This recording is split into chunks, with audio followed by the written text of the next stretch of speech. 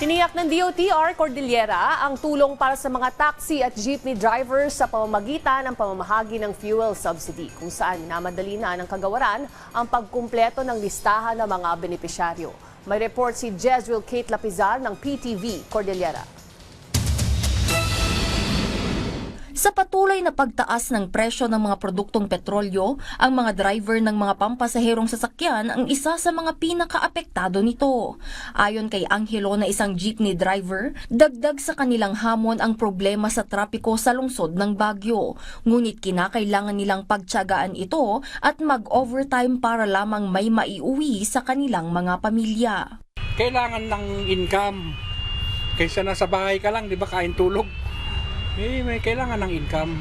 At least may pumapasok naman konti, nabawasan na lang, na nga lang. Para naman sa taxi driver na si Kuya Junmar, umaasa na lamang ito na makahanap ng solusyon ang pamahalaan upang matulungan ang mga katulad niyang driver na nahihirapan ngayon.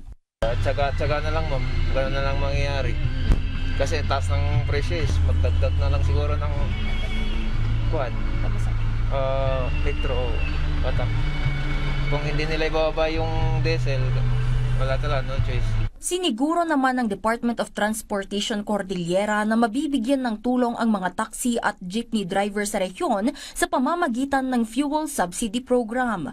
Ayon sa ahensya, pinapabilis na nila ang pag-update at pagkumpleto sa listahan ng mga makakatanggap ng subsidy. Sa pinakahuling datos, umaabot na sa mahigit 9,500 na driver sa rehiyon ang inaasahang makakatanggap ng fuel subsidy. Gagawin ang distribution per batch upang hindi mapuno ang mga bangko at mabigyan din ng serbisyo ang iba pang mga kliyente. Basta't nakompleto nila yung requirements, yung updating ng records nila, kasi lalo na yung mga dating may mga fuel subsidy card at saka land bank card, automatic naman yun.